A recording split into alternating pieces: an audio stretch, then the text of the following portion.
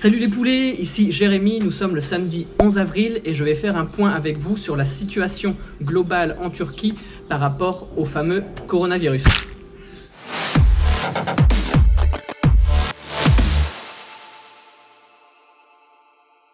Beaucoup de nouvelles mesures, de nouvelles informations cette semaine par rapport au coronavirus. Donc tout d'abord, pour rappel, ici en Turquie, il y a 47 029 infectés au moment où je vous parle. La semaine dernière, donc samedi dernier, on était à 20 921.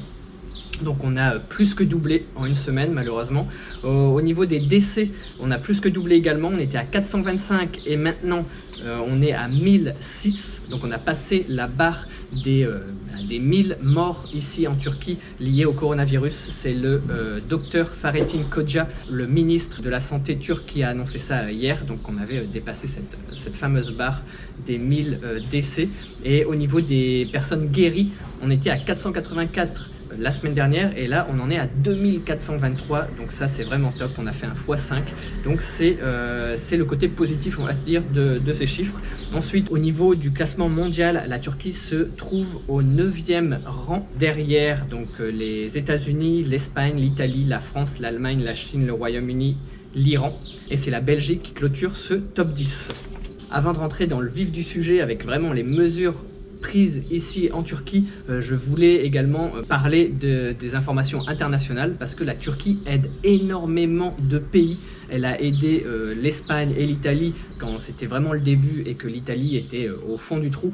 Donc elle a envoyé beaucoup de masques, beaucoup de matériel médical. Donc je voulais partager cette information parce que je ne sais pas du tout si les informations par rapport à la Turquie sont relayées en France, en Belgique, en Suisse ou là où vous me regardez en ce moment. Donc je voulais parler de ça. Donc la Turquie a également récemment envoyé beaucoup d'équipements médicaux aux États-Unis. Trump a remercié tout particulièrement la Turquie pour sa générosité et également le Royaume-Uni. Et il y a énormément d'autres pays qui ont demandé l'aide de la Turquie et c'est en cours. Donc la Turquie a aidé pas mal de pays, honnêtement. Elle a envoyé des avions militaires un peu partout pour aider les pays en manque d'équipement. Parce que la Turquie produit énormément de matériel médical. Donc voilà, c'était une petite info que je voulais donner parce que c'est quand même important de dire que la Turquie aide au niveau international, même pendant cette période de crise qui touche également la Turquie. Ensuite, en ce qui concerne les mesures prises spécifiquement ici en Turquie, hier, un gros changement est apparu. Le ministère de l'Intérieur a annoncé qu'il y avait un couvre-feu, donc un confinement total depuis minuit. Là au moment où je tourne la vidéo, il doit être il est 2h15 de l'après-midi. Hier soir, donc aux alentours de 21h30 à la télé, il y a eu un flash, en fait quelque chose qui est apparu à la télé pour annoncer que il y avait un couvre-feu à partir de minuit. Donc vendredi soir, donc hier on était le 10, donc le 10 avril à minuit, c'est terminé, interdiction de sortir pendant 48 heures, pendant 2 jours complets, interdiction de sortir, et simplement les enseignes de première nécessité sont ouvertes, tout ce qui est lié au médical, donc par exemple les pharmacies, par exemple les hôpitaux, etc., tout ça est ouvert. Pour les commerces, même les petites épiceries sont fermées. Il n'y a que les boulangeries qui sont ouvertes. Ensuite, il y a les plombiers qui sont ouverts au cas où, voilà, une urgence, les électriciens, etc. Donc tout ce qui est de première nécessité est ouvert pendant ces 2 jours, donc pendant 48 heures. Sinon, personne n'a le droit de sortir, sauf pour ça, pour aller chercher son pain, par exemple, ou si jamais on a vraiment une urgence, on a une fuite d'eau, par exemple, on peut aller chercher un plombier. Voilà, donc c'est juste pour ça, c'est simplement pour les 2 prochains jours. On ne sait pas exactement pourquoi, mais on sait qu'on n'a pas le droit de sortir, sauf extrême urgence. Par rapport aux autres informations que j'ai pu recueillir et qui ont eu lieu cette semaine, depuis lundi, le métro d'Istanbul, au lieu de fermer à minuit, comme habituellement, il ferme à 21h. Il y a une diminution du temps de service du métro. Donc depuis le lundi 6 avril. Ensuite, tous les tramways, donc il y a 2 tramways principaux ici à Istanbul. Il y en a un côté Europe et un côté Asie. Il y en a un vers Istiklal Caddesi, au côté Europe, donc près de la place Taksim, et il y en a un autre près de chez moi à Kadıköy, vers Moda.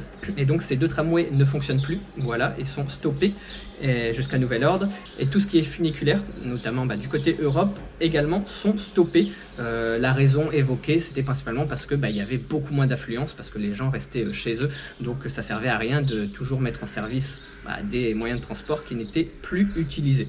Ensuite, pour tout ce qui est masque, voilà, il y a eu des grosses mesures cette semaine. Les masques sont obligatoires pour sortir. Voilà, plus personne ne peut sortir dans la rue sans avoir un masque. Les gants ne sont pas encore obligatoires, mais très recommandés. Pour ceux qui n'ont pas de masque, on peut en faire la demande sur Internet, sur le site du gouvernement. Pour les Turcs, c'est très simple. Avec leur numéro de pièce d'identité, ils peuvent faire la demande pour demander des masques. On a le droit à 5 masques. En fait, 5 masques comme ceci. C'est des petits sachets comme ça. À l'intérieur, il y en a 5. Et on a le droit de les recevoir gratuitement. Voilà, on doit en faire la demande en ligne et on les reçoit directement chez nous à la porte. Donc moi j'ai fait ma demande il y a quelques jours. Je les ai pas encore reçus personnellement parce que je l'ai fait, j'ai dû le faire il y a 2-3 jours, donc je me suis pris un peu en retard parce que j'avais pas le lien. En fait il y avait un lien, il faut le faire sur une application. Je vous passe les détails, mais pour les personnes intéressées, il faut aller sur e-Devlet. Moi j'ai dû noter mon numéro d'étranger, donc le numéro qui est indiqué sur ma carte de résident, donc mon Ikamet.